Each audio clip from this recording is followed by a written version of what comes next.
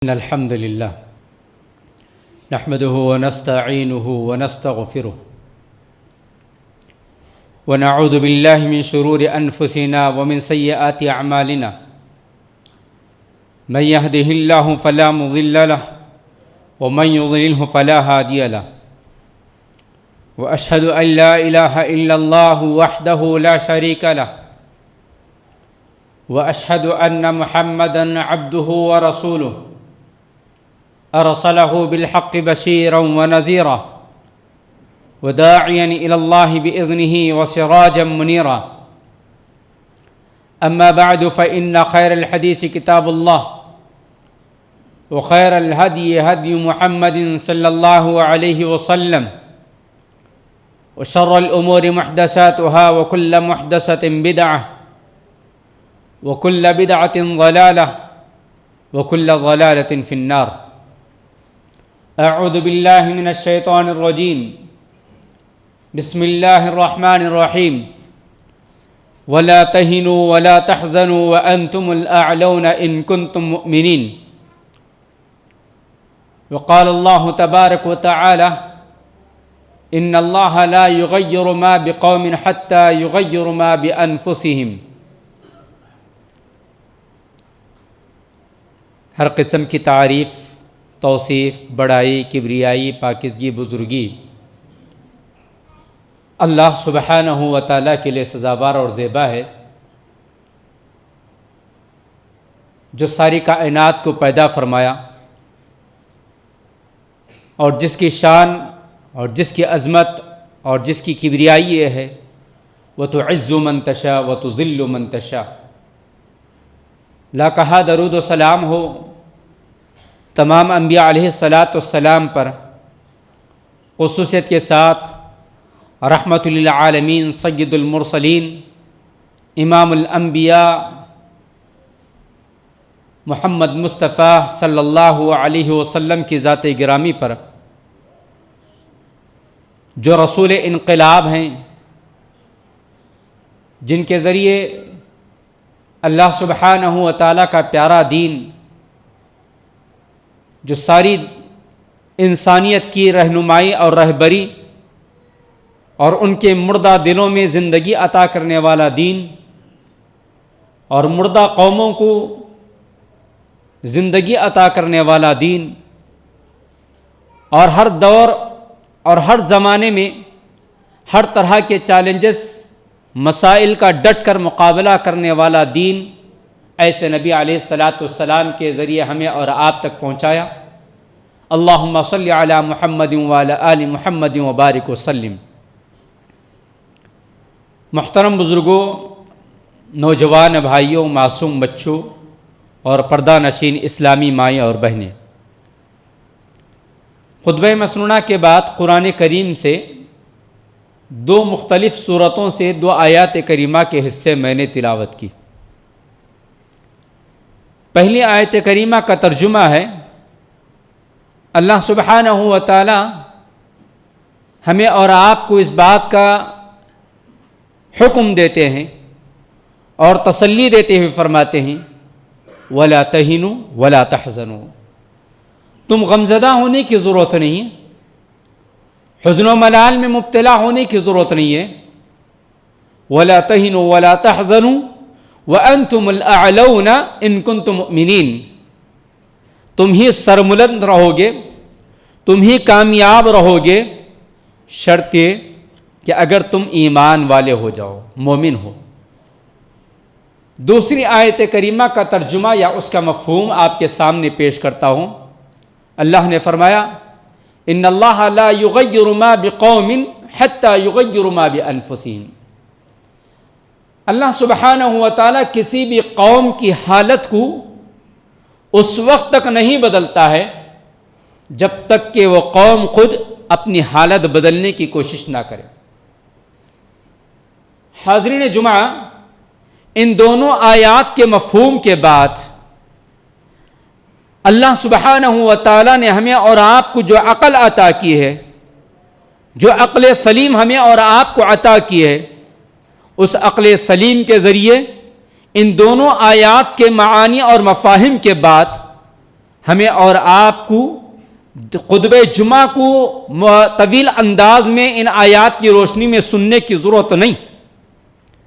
انہی دونوں آیات کے مفہوم پر اگر میں اپنی بات کو ختم بھی کر دوں تو ہمارے اور آپ کے لیے کافی ہے کہ آخر ہم کامیاب ہونا چاہتے ہیں, کامران ہونا چاہتے ہیں, دنیا کے اندر سرخروئی حاصل کرنا چاہتے ہیں, اخروی زندگی کے اندر کامران ہونا چاہتے ہیں, دنیا کے اندر ذلت اور رسوائی پسماندگی کی زندگی سے ابھرنا چاہتے ہیں, تو اللہ سبحانہ و تعالیٰ نے پہلی آیت کریمہ میں شرط لگا دی, ان کنتم مؤمنین. اگر آج ہماری یہ پسپائیاں, اگر آج ہماری یہ ذلت, اگر آج یہ ہماری رسوائی اور مختلف قسم کے مسائل اور چیلنجز اگر ہمارے سامنے ہیں, تو شاید کہیں نہ کہیں ان کنتم مؤمنین کے اندر خامی پائی جاتی ہے. وہ یہ کہ ہمارا ایمان مضبوط نہیں, ہمارا ایمان مکمل نہیں, ہمارا ایمان جو ہے کامل نہیں.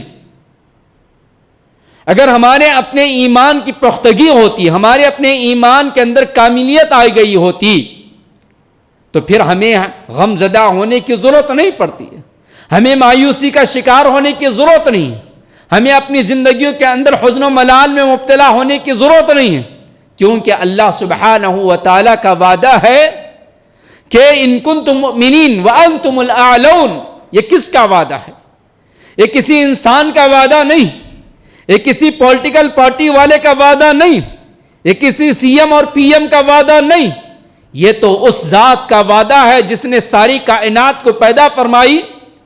یہ تو اس ذات کا وعدہ ہے جس کی شان اور جس کی عظمت یہ ہے, وہ تو عز من تشاء وہ تو ذل من تشاء. وہ جس کو چاہتا ہے عزتوں سے نوازتا ہے, وہ جس کو چاہتا ہے ذلتوں سے دوچار کر دیتا ہے. ایسی ذات جو کائنات کا مالک ہے, رب کائنات ہے, دنیا اور آخرت کا مالک ہے, جس کے سامنے ہماری اور آپ کی حاضری ہے, اور جس کے بتائے ہوئے راستے پر ہی کامیابی اور کامرانی ہے, اسی کا یہ وعدہ ہے وَأَنْتُمُ الْأَعْلَوْنَ, کہ تم ہی کامیاب رہو گے. کون؟ ان کنتم مؤمنین, اگر تم ایمان والے ہو جاؤ. یہ ہم ہی سے مخاطب ہے, ہمیں اپنے ایمان کا جائزہ لینے کی ضرورت ہے. آج جو حالات ہمارے اور آپ کے سامنے درپیش ہیں, آپ سے یا ہم سے ڈھپے چھپے نہیں ہیں. یہ حالات ہمارے سامنے پوری طرح آیا ہے. جس طرح سورج کی روشنی کو ٹھکرا نہیں سکتے ہیں دن کے اس اجالے میں, اسی طرح اس وقت امت محمدیہ, امت مسلمہ جن مسائل سے اور جن چیلنجز سے گزر رہی ہے, یہ سب کے سب اس کے سامنے آیا ہے. دن کے اجالے کی طرح اس کے سامنے واضح, وہ ٹھکرا نہیں سکتی ہے یہ امت. اور یہ امت اس وقت انفرادی اور اجتماعی طور پر دونوں سطحوں پر بھی جو ہے مسائل کے اندر گھری ہوئی. تو کیا امت پر یہ حالات کبھی نہیں آتے ہیں؟ کیا امت پر اس سے پہلے اس طرح کے کوئی واقعات نہیں آئے ہیں؟ اور آئے ہیں حالات, تو امت ان مسائل کا مقابلہ کیسے کی ہے؟ امت ان مسائل سے باہر کیسے آئی؟ امت ان چیلنجز کو قبول کرنے کے بعد ان چیلنجز سے باہر کیسے آئی؟ وہ ساری کی ساری چیزیں آج بھی ہمیں تاریخ اسلام میں ملتی ہیں. آج بھی تاریخ اسلام کے صفحات ہیں لکھے ہوئے. ضرورت بس اس بات کی ہے کہ ہم اور آپ ان مسائل سے گھبرائے نہیں, ان مسائل سے مایوس ہونا نہیں ہے, حالات سے مایوس ہونا نہیں ہے, بلکہ حالات کا مقابلہ کرنے کی طاقت اور سکت پیدا کرنا ہے. حالات کے مقابلے کا علاج تلاش کرنا ہے. جو سامنے ہمارے چیلنجز ہیں ان کو قبول کرتے ہوئے اس کا ڈیفینس کرنے کی طاقت اور قوت ہمارے اندر ہونی چاہیے. ان کے مسائل کو حل کرنے کی صلاحیتیں ہمارے اندر ہونی چاہیے. اور وہ علاج کہاں ملے گا؟ وہ علاج قرآن اور حدیث میں ملے گا, وہ علاج منہج صحابہ میں ملے گا, وہ علاج سیرت نبویہ علیہ السلام کی حیات طیبہ سے ملے گا. ہمیں اور آپ کو اس علاج کو تلاش کرنا پڑے گا اور اس دوا کو اپنانا پڑے گا, تبھی جا کر پھر سے ہم اور آپ پوری طرح ابھر سکتے ہیں. حضرات, دوسری آیت کریمہ کا معنی اور مفہوم بھی میں نے آپ کے سامنے رکھا. اللہ کا اصول بتا دیا اللہ سبحانہ و تعالیٰ نے. ہم اور آپ چاہتے ہیں تبدیلی آئے, ہم اور آپ چاہتے ہیں حالات بدل جائے, ہم اور آپ چاہتے ہیں یہ مسائل سے ہم دو چار جو ہو رہے ہیں ختم ہو جائے, ہم اور آپ چاہتے ہیں پستی سے اوپر آ جائیں. ہم اور آپ چاہتے ہیں ذلت سے عزت کی زندگی نصیب ہو جائے. ہم اور آپ چاہتے ہیں ناکامیوں کی زندگی سے نکل کر کامیابی کی زندگی ہمیں مل جائے. ہم اور آپ چاہتے ہیں سرخروئی مل جائے. ہم اور آپ چاہتے ہیں کہ ہمارا بول بالا ہو اور ہماری نگاہوں کے سامنے کسی کی حکومتیں جج نہ پائیں. ہم اور آپ چاہتے ہیں کہ ہمارے سامنے کسی کی نہ چلیں. یہ سب کی سب خواہشات جائز، ان خواہشات سے انکار نہیں کیا جا سکتا ہے. لیکن کیا ان خواہشات کو روبہ عمل لانے کی بھی ہم نے کوئی کوشش کی ہے؟ ہماری کوششیں کس قدر ہیں؟ ہم نے حالات کو بدلنے کے لیے کس قدر قربانیاں دی ہیں؟ ہم اپنے آپ کو بدلنے کے لیے کیا تیار ہیں؟ حالات بدل جائیں اس کی خواہش ہے، مسائل سے دو چار نہ ہوئے اس کی خواہش ہے. لیکن مسائل سے، حالات سے، چیلنجز سے نکلنے کے لیے ہم اپنے لیے اپنے آپ کو کس قدر تیار کیے ہیں؟ کون سی تیاریاں آج ہمارے پاس ہے؟ کس قسم کی تبدیلی ہم اپنے آپ کے اندر پیدا کرنے کی کوشش کر رہے ہیں؟ جبکہ اللہ سبحانہ و تعالیٰ نے اصول بتا دیا، ان اللہ لا یغیر ما بقوم حتی یغیر ما بانفسہم، کہ اللہ تعالیٰ کسی بھی قوم کی حالت کو اس وقت تک نہیں بدلتا ہے جب تک کہ وہ قوم خود اپنی حالت بدلنے کے لیے تیار نہ ہو جائیں. ہم اور آپ جانتے ہیں اس ملک کی سطح پر بھی، عالمی سطح پر بھی ان چند سالوں کے اندر ہمارے اور آپ پر جو مسائل ہمارے اور آپ پر ٹوٹے، وہ پہاڑوں کی طرح مسائل آئے، وہ طوفانوں کی طرح مسائل آئے، آندھیوں کی طرح مسائل آئے، اور ہمارا ایمان ڈگمگاتا چلا گیا. اور ایک نہیں، دو نہیں، ایک رپورٹ کے مطابق ہماری 8 لاکھ لڑکیاں مرتد ہو گئی، ہماری 8 لاکھ بیٹیاں ارتداد کا شکار ہو گئی، اور نہ جانے بہت سارے اور بھی اس طرح کے بڑے بڑے مسائل ہمارے سامنے آئے. کبھی انفرادی مسائل آئے، کبھی اجتماعی مسائل آئے، کبھی فرقہ پرستوں کی جانب سے آئے، کبھی اپنوں کی جانب سے اور کبھی غیروں کی جانب سے مسائل آئے. کیا ان مسائل کے آتے ہی ہم نے اپنے آپ کو بدلنے کی کوئی کوشش کی؟ چاہے وہ NRC کا معاملہ ہو، بابری مسجد کا معاملہ ہو، طلاق کا معاملہ ہو، یا ہماری اذانوں پر پابندی کا معاملہ ہو، یا ہمارے مدارس پر دہشت گردی کا لیبل لگانے کا معاملہ ہو، یا ہمارے علماء اور نوجوان معصوم نوجوانوں کی گرفتاریاں ہو، یا ہماری بہن بیٹیوں کی عزت اور آبرو کے ساتھ کھلواڑ کرنے کا معاملہ ہو، یا گاؤں کشی کا معاملہ ہو، یا پھر جو ہے ہمارے لباس کا معاملہ ہو، اور پھر ان دنوں جس مسئلے کے تحت ساری امت ملوث کی گئی ہے وہ حجاب کا مسئلہ کیوں نہ ہو. اس قدر مسائل آتے گئے، لو جہاد کے نام پر، گاؤں کشی کے نام پر بہت خون خرابہ ہوا، تشدد کیا گیا، سب کچھ کیا گیا. اتنے سب کچھ مسائل آنے کے بعد بھی کیا ہماری زندگیوں کے اندر کسی قسم کی کوئی تبدیلی آئی؟ یہ سوال میں اپنی ذات سے بھی کرتا ہوں اور آپ سب سے بھی کرتا ہوں. اور آج کا یہ خطبہ کوئی روایتی خطبہ نہیں، آج کا یہ خطبہ کوئی میں اسی طرح جمعہ کا ٹائم پاس کرنے کے لیے نہیں دے رہا ہوں. میں چاہتا ہوں کہ میری قوم کے اندر کے انقلاب آئے. میں چاہتا ہوں کہ میری قوم جو پسپائی اور ذلت اور رسوائی کے دہانے پہنچ چکی ہے، وہ ایک انقلاب والی زندگی، عزت اور آبرو والی زندگی گزارے، وہ با مقصد زندگی گزارے. جس قدر ہماری اور آپ کی غیر شعوری زندگی گزر چکی ہے، اس سے اب ہمیں اور آپ کو باہر نکلنا پڑے گا، شعوری زندگی گزارنا پڑے گا. ہمیں اب بے ساکیوں کے سہارے نہیں، اب ہمیں کسی اور کے سہارے جینا نہیں ہے، بلکہ ہمیں اسلامی اصول اور اسلامی قوانین کے مطابق منہج سلف کو سامنے رکھتے ہوئے ہمیں اپنی آگے کی زندگی کو طے کرنا پڑے گا. ہمارے اپنے اندر اپنی تبدیلیاں پیدا کرنی پڑے گی. اس لیے آج میں نے آپ کے سامنے اس موضوع کو انتخاب کیا ہے کہ مسلمانوں، ابھی ہمیں خود کو بدلنا پڑے گا. مسلمانوں، ابھی ہمیں خود کو بدلنا پڑے گا. یہی مقصد ہے آج کے جمعے کا. کوئی روایتی خطبہ میں آج آپ کے سامنے نہیں دے رہا ہوں، یا پھر کوئی 30-35 منٹ آپ کے سامنے ٹائم پاس کر کے جانے کے لیے نہیں آیا ہوں. اور اللہ سبحانہ و تعالی اور دین اسلام کا کس قدر احسان ہم اور آپ پر ہے کہ ہر جمعہ آئے ہم اپنے ایمان کو ریچارج کرے، اپنے اندر ایک انقلاب پیدا کرے، اپنے اندر ایک روحانیت پیدا کرے، اپنے اندر ایک مقصدیت پیدا کرے، اور جائیں مسجد سے باہر تو آنے والے 8 دنوں تک ہماری زندگیوں کا ایسا معاملہ ہو، ہمارے روزمرہ کی زندگی اس طرح گزرے کہ ہمارا ہر قدم، ہمارا ہر لفظ، ہمارا ہر قلم جو ہے انقلاب کی بات کرے. ہماری ہر زبان جب بھی کھلے، ہماری ہر فکر جو سوچے تو تو اپنی قوم کے لیے سوچے. چند سوالات میں آپ کی خدمت میں رکھتے ہوئے میں چند اپیل آپ لوگوں سے کروں گا. میرا پہلا سوال یہ ہے کہ جتنی دوسری قومیں ہیں وہ ساری کی ساری قومیں اگر ان کی تاریخ پڑھتے ہیں تو ہمیں ایک بات پوری طرح عیاں ہوتی ہے, وہ یہ کہ وہ قوم اپنی قوم کے لیے جی رہی ہے, وہ قوم اپنے ملک کے لیے جی رہی ہے, وہ قوم انسانیت کے لیے جی رہی ہے, وہ قوم اپنی قوم کی فلاح اور بہبودی کے لیے جی رہی ہے. اس قوم کا نظریہ جو ہے وہ قوم اپنے قومی نظریے کو دوسروں تک پہنچانے کے لیے جی رہی ہے. لیکن سوال یہ ہے, کیا میری اور آپ کی زندگی بھی اسی طرح کے کسی مقصد کے تحت جی رہے ہیں؟ کیا ہمارے پاس قوم کا کوئی تصور ہے؟ کیا ہم قوم کے لیے جی رہے ہیں؟ ہماری یہ ہر سانس جو اللہ کی امانت ہے, ہماری یہ ہر سانس جو اللہ کی امانت ہے, اس سانس کے ساتھ جو ہماری زندگی کا ایک ایک لمحہ ایک ایک سیکنڈ گزر رہا ہے, اس کے جینے کا مقصد کیا ہے؟ اس کی زندگی کا مقصد کیا ہے؟ کس مقصد کے تحت ہم اور آپ جی رہے ہیں؟ کس قدر ہمارے اندر خود غرضی آ گئی ہے, کس قدر ہمارے اندر انفرادیت آ گئی ہے, کس قدر ہمارے اندر جو ہے اپنی آپ کی زندگی کا تصور آ گیا ہے کہ ہم جیے تو بس ہے, ہماری اولاد جیے تو بس ہے, ہم بچ گئے تو بس ہے. ہمارے درمیان قومیت کا نظریہ ختم ہو گیا ہے, ہمارے درمیان دین کا مسئلہ ختم ہو گیا ہے.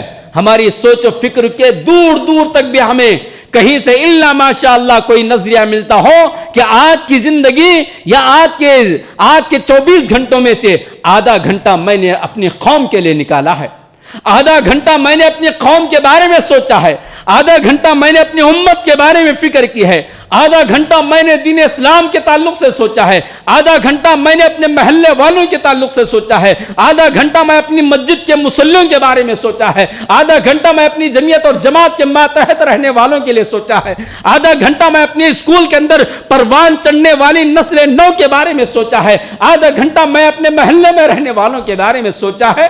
ہے کوئی ایسا تصور ہمارے پاس؟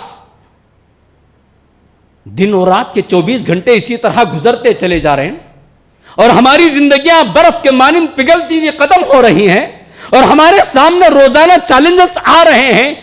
کل آنے والی نسل جب سوال کرے گی ہمارے بڑھاپے کی آخری عمر میں یا ہمارے چلے جانے کے بعد کہ ہمارے آبا و اجداد تم تھے, تمہاری ہمارے تعلق سے کیا قربانیاں تھی, تو ہمارا کیا جواب ہوگا؟ ہمارا کیا جواب ہوگا؟ کیا ہم اپنی اولاد کو انہی مسائل کے اندر گھرے ہوئے چھوڑ کر چلے جانا چاہتے ہیں؟ کیا ان چیلنجز کے مسائل کے حل کے بغیر ہماری اولاد کو اس بازار میں ہم ان کے حوالے کر جانا چاہتے ہیں؟ ہمارے اسلاف کی قربانیاں تھیں جس کی وجہ سے ہماری زندگیاں سکون اور اطمینان کے ساتھ گزری ہیں. ابھی ہمیں قربانیاں دینا پڑے گی, ہمیں قربانیاں دینا پڑے گا, تبھی جا کر ہماری آنے والی نسل جو ہے چند لمحات کی زندگی سکون اور اطمینان کے ساتھ جیے گی. دین کا معاملہ ہو کہ دنیا کا معاملہ ہو, آج اس قدر طاقت اور قوت سب کچھ رہنے کے باوجود بھی ہمیں ان مسائل سے ان مسائل کو جھیل نہیں پا رہے, تو پتہ نہیں ہماری آنے والی اولاد, ہماری نسلیں ان مسائل کو کیسے جھیلے گی. حضرات, ہمیں ان مسائل سے گھبرانا نہیں ہے. مومن کبھی گھبراتا نہیں ہے. یہ کوئی بڑے مسائل نہیں ہے, کوئی بڑے مسائل نہیں ہے.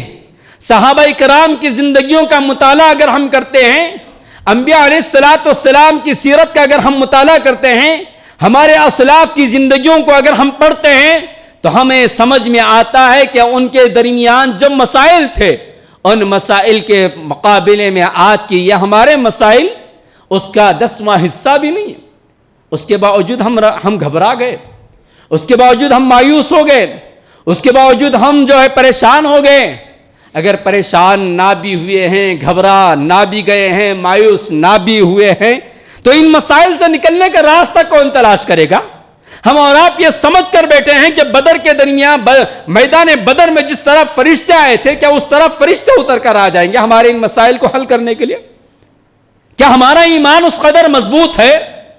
میدان بدر میں فرشتے اس وقت آئے جب صحابہ اپنے اسباب کو اپنا کر, اپنا تعلق اللہ سے مضبوط کر اپنے ایمان کو مستحکم کر کے پیارے نبی کی اطاعت کرتے ہوئے میدان بدر میں جب کود پڑے, تو میدان بدر میں فرشتوں کی مدد بھی آئی.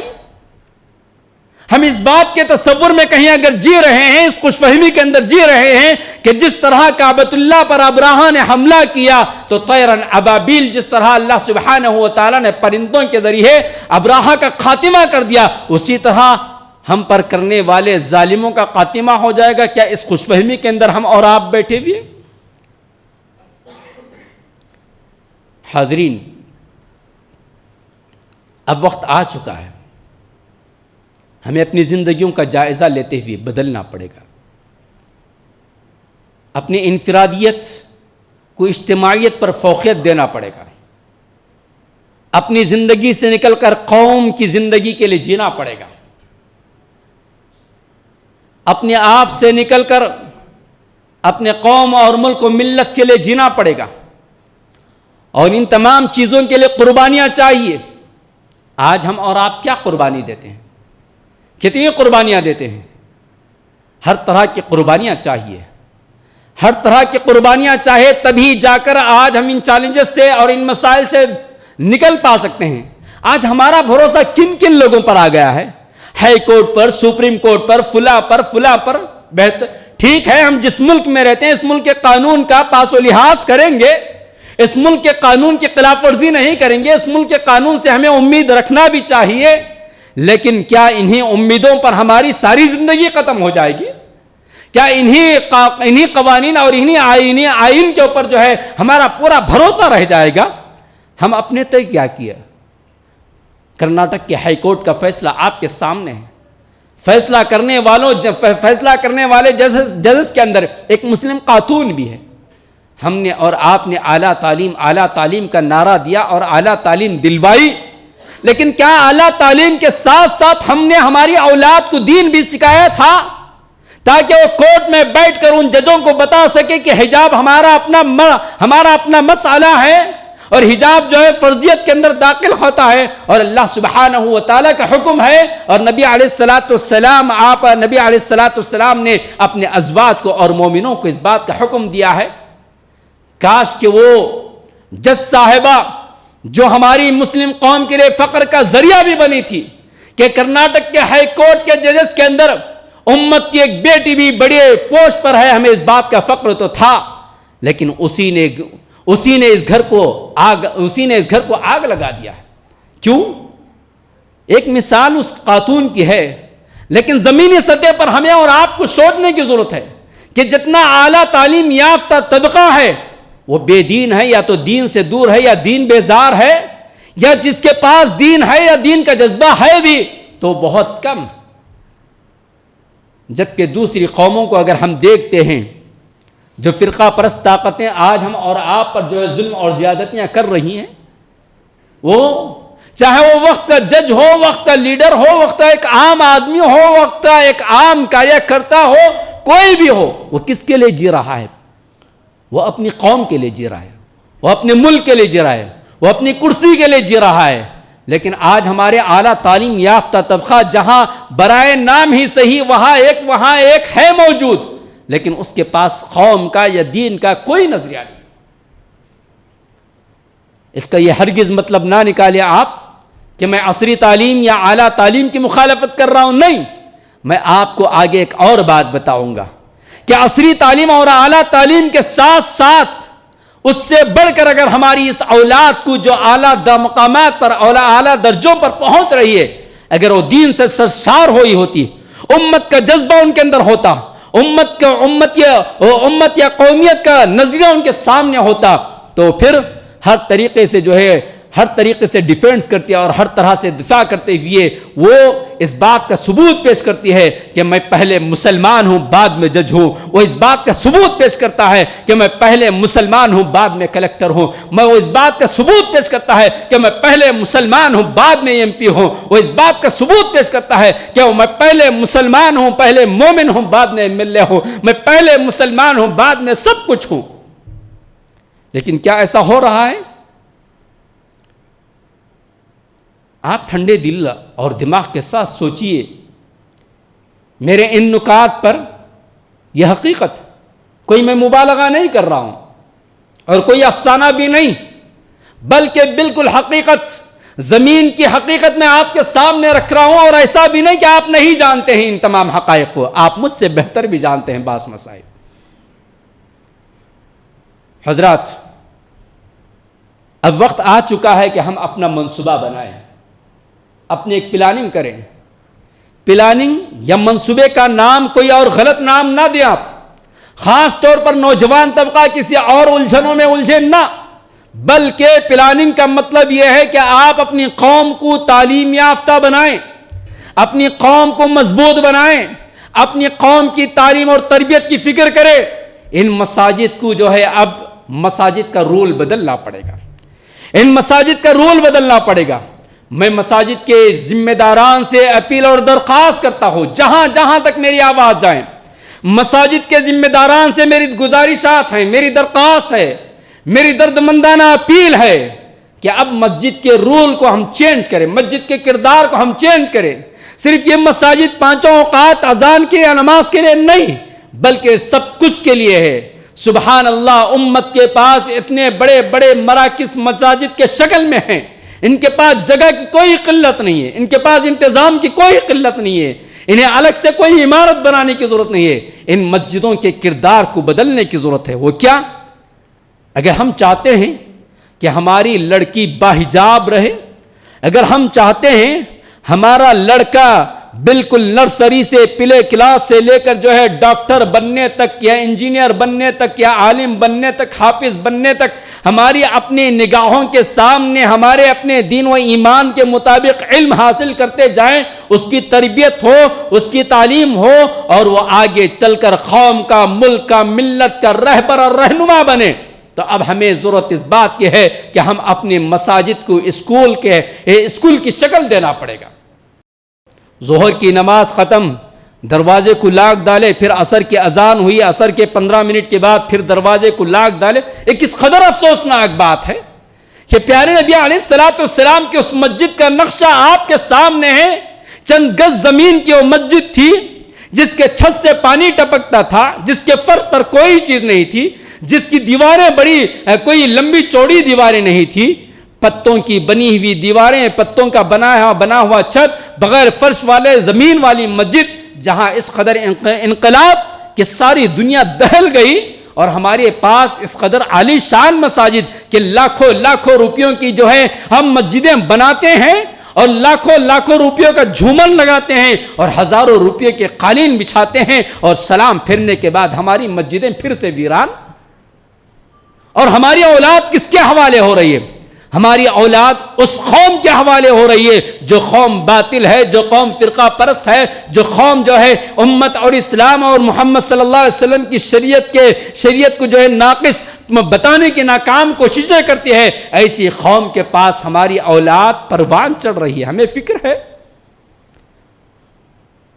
ہم کتنے فخر کے ساتھ کہتے ہیں کہ میرا بیٹا فلاں اسکول میں ہے، میرا بیٹا فلاں کالج میں ہے، جہاں آپ کا پیسہ بھی برباد، جہاں آپ کی اولاد بھی برباد، جہاں آپ خود جو ہے فرقہ پرستوں کو افرادی اور مالی قوت دے رہے ہیں۔ ہماری اولاد وہاں جاتی ہے، انہیں طاقت ملتی ہے، ہمارا پیسہ وہاں جاتا ہے، انہیں طاقت ملتی ہے، اور وہ کیوں جی رہے ہیں، کس لیے جی رہے ہیں؟ ان کے جینے کا مقصد ہمارے سامنے بالکل آیا ہے۔ وہ کیا پڑھا رہے ہیں ہمارے سامنے موجود ہے۔ کہ اسلام کے بارے میں شکوک و شبہات نہیں پیدا کر رہے ہیں، کہ ہماری تاریخ کو انہوں نے ختم نہیں کیا ہے، کیا ہمارے نبی کی شان میں انہوں نے گستاخیاں کرنا نہیں سکھایا ہے؟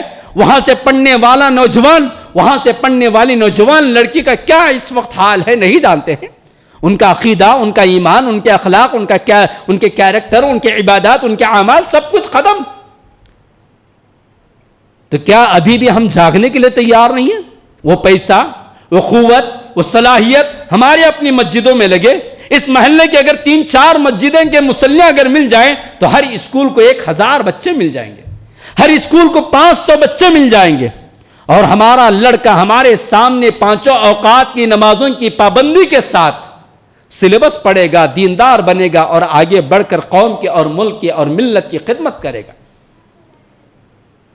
اس سے کتنے مسائل حل ہوتے ہیں۔ ایک بڑا طویل موضوع ہے کہ اس اگر ہم مسجدوں کو اسکول میں تبدیل کرتے ہیں تو ہماری قوم کی معیشت کس قدر مضبوط ہوتی ہے، ہماری قوم کے بے روزگاری کیسے دور ہوتی ہے، ہماری قوم کو کیا کیا فائدے ہیں، وہ ایک الگ ہے، جن کو تفصیل سے بات کرنا چاہیں وہ بات کر سکتے ہیں انشاءاللہ۔ دوسری گزارش میں قوم کے مالداروں سے کروں گا۔ الحمدللہ آپ نے بہت دیا ہے، جب بھی اعلان کیا گیا ہے دین کے نام پر، ایمان کے نام پر، مسجد کے نام پر، مدرسے کے نام پر آپ نے بہت دیا ہے۔ اللہ سے میری دعا ہے اور آپ سب کی دعائیں بھی ہے کہ اللہ تبارک و تعالی آپ سب کے مال و دولت میں خیر و برکت عطا فرمائے اور آپ سب کے مال و دولت کی قربانیوں کو قبول فرمائے۔ لیکن اب وقت آ چکا ہے کہ آپ اپنی پراپرٹی کو جمع کرنے کے بجائے قوم کے لیے، ملک کے لیے، ملت کے لیے، دین اور ایمان کے لیے اپنا پیسہ پانی کی طرح بہائیں۔ آپ اپنے پیسے کی قربانی دیں، آپ اپنے پیسے کی قربانی ہر طریقے سے دیں کہ قوم کا وہ طبقہ جو پڑھنا چاہتا ہے لیکن اس کے پاس طاقت اور سخت نہیں ہے، آپ لائیں، انہیں پڑھائیں، قوم کے یتیم بچوں کا سہارا بنیں۔ قوم کی وہ اسکولیں جو چلانا چاہتی ہیں ان کے پاس سب کچھ ہے لیکن وسائل نہیں ہے، پیسہ نہیں ہے، آپ اپنا پیسہ وہاں لگائیں۔ اور قوم کے مالدار طبقے سے ایک اور اپیل میں یہ کرنا چاہتا ہوں، جو زمین کی بات ہم چاہتے ہیں، ہم سمجھتے یہ ہیں کہ 20-25 سال کسی سعودی ملک کے، کسی بیرونی ملک کے اندر رہیں، کمائیں، لائیں، 2-4 گھر بنائیں اور کرائے پر دیں اور اس کے بعد بیٹھ کر کھاتے رہیں۔ اس نظریے کو ختم کیجیے، بجائے آپ اپنا پیسہ ان بلڈنگوں میں، ان عمارتوں میں لگانے کے اسکول کھولیے، آپ کالج کھولیے، آپ دواخانہ کھولیے، آپ کلینک کھولیے، آپ قوم کی خدمت کے نظریے سے آپ کھولیے۔ اللہ تعالیٰ دونوں چیزیں آپ کو دیتا چلا جائے گا۔ آج دیکھ لیجئے جس قوم سے ہمارا اور آپ کا پالا پڑا ہوا ہے، اس قوم کے پاس یہی تو ہتھیار ہے، اس قوم کے پاس یہی ہتھیار ہے، چاہے وہ عیسائی قوم ہو یا چاہے دوسری قوم ہو، برہمنیت قوم ہو، ان کے پاس تو یہی ہے۔ اور ہمارے لاکھوں کروڑوں کی تعداد میں بچے وہیں جاتے ہیں، ہمارے بیمار وہیں جاتے ہیں، ہمارا پیسہ وہیں جاتا ہے، سب کچھ وہاں جاتا ہے۔ اور ساتھ ہی ساتھ میں مسلم قوم کے ان ذمہ داروں سے اپیل اور درخواست کروں گا کہ آپ اپنی ذمہ داریوں کے تئیں سمجھیں، سوچیں، اپنے قوم کے تعلق سے، اپنے ملک اور ملت کے تعلق سے، اپنے دین و ایمان کے تعلق سے آپ روزانہ کچھ وقت لگائیں۔ آپ پیسہ نہیں دے سکتے، نہ دیجیے، کم سے کم آپ کے اندر جو ٹیلنٹ، جو صلاحیت ہے، اس صلاحیت کا استعمال کیجیے۔ سبحان اللہ، جنگ تبوک کے موقع پر کیا پیاری مثال ہمیں اور آپ کو ملتی ہے۔ نبی صلی اللہ علیہ وسلم نے اعلان کیا تعاون کا، نبی علیہ السلام نے اعلان کیا مدد کرنے کا، صحابہ اپنے اپنے تئیں، ابو بکر پورا گھر لے کر آئے، عمر آدھا گھر لے کر آئے، اور ایک معذور صحابی ساری رات محنت کرتے ہوئے، ایک ہاتھ سے معذور صحابی ساری رات محنت کرتے ہوئے ایک مٹھی کھجور لے کر آتے، ایک مٹھی کھجور۔ اور آج پھر سے اسی ایک مٹھی کھجور کی قربانی دینے والا اگر کوئی ہے تو اس ایک مٹھی کھجور کی قربانی کی ضرورت ہے، ایک کھجور کے ٹکڑے کی قربانی کی ضرورت ہے، آج 1 روپے کی قربانی کی ضرورت ہے، آج 1 منٹ کی قربانی کی ضرورت ہے۔ اللہ نے آپ کو عقل سلیم دیا ہے، اللہ نے آپ کو کسی قسم کا ٹیلنٹ دیا ہے، اس ٹیلنٹ کے ذریعے آپ سوچئے کہ میں اپنی قوم کو کیا فائدہ پہنچا سکتا ہوں۔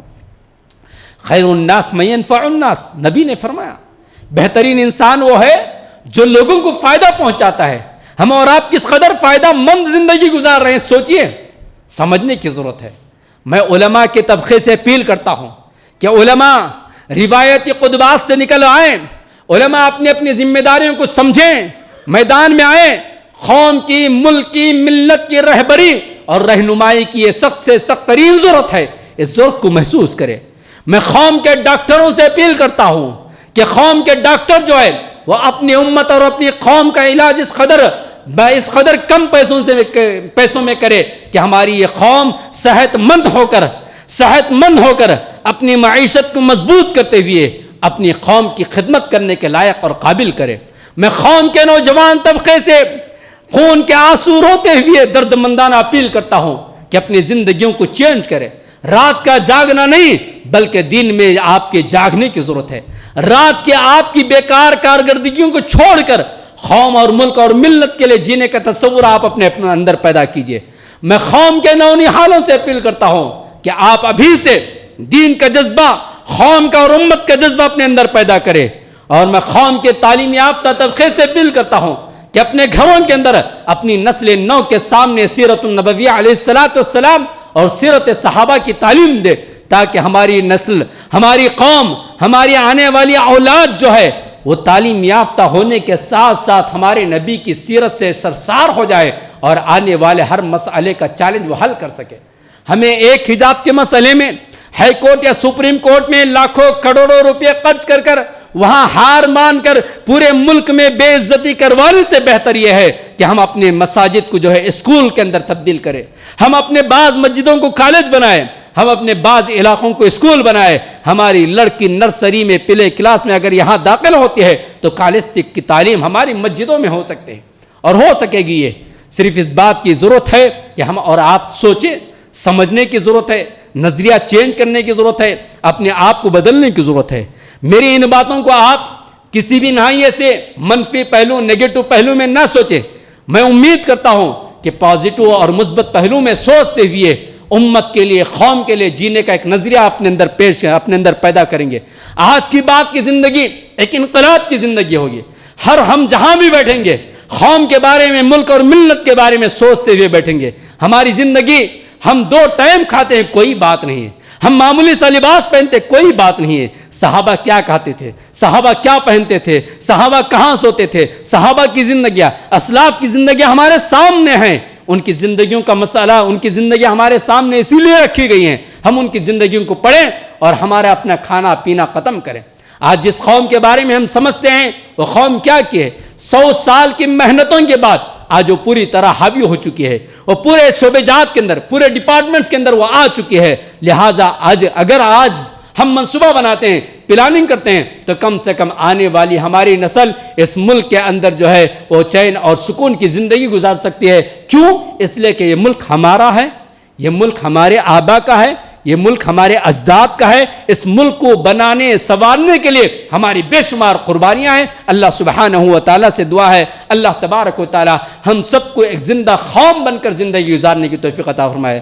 اللہ تبارک و تعالیٰ ہم سب کو ایک باعزت امت بن کر زندگی گزارنے کی توفیق عطا فرمائیے۔ اللہ تبارک و تعالیٰ ہم سب کو انفرادیت سے اوپر اٹھ کر اجتماعیت کی زندگی گزارنے والا بنائے۔ اے اللہ ہم سب کو صحیح سوچنے، صحیح سمت چلنے اور صحیح راستے میں آگے بڑھنے کی توفیق عطا فرمائیے۔ اللہ ہمیں قربانیاں دینے والا بنائیے۔ اللہ ہم میں سے جس کے اندر جو چیزیں ہیں اللہ انہیں اس کی قربانیاں دینے کی توفیق عطا فرمائیے۔ اللہ اگر ہم بیٹھے ہیں تو کھڑے ہونے کی ہمیں توفیق اور طاقت اور ہمت دیجیے۔ اللہ اگر ہم کھڑے ہیں تو اللہ ہمیں آگے بڑھنے کی طاقت اور قوت دیجیے۔ اللہ اگر ہم آگے بڑھ رہے ہیں تو اللہ آگے کے راستے آپ ہموار کرنے والے ہیں۔ اللہ آپ کا وعدہ ہے والذین جاہدوا فینا لنہدینہم سبلنا، تو ایک نہیں آپ راستے کھولنے پر قادر اور قدرت رکھتے ہیں۔ تو اللہ ہمارے راہیں ہموار فرمائیے، اللہ ہماری نوجوانوں کی حفاظت فرمائیے، اللہ ہمارے نسلوں کی حفاظت فرمائیے، مساجد کی حفاظت فرمائیے، ہماری بیٹیوں کی عزت و آبرو کی حفاظت فرمائیے،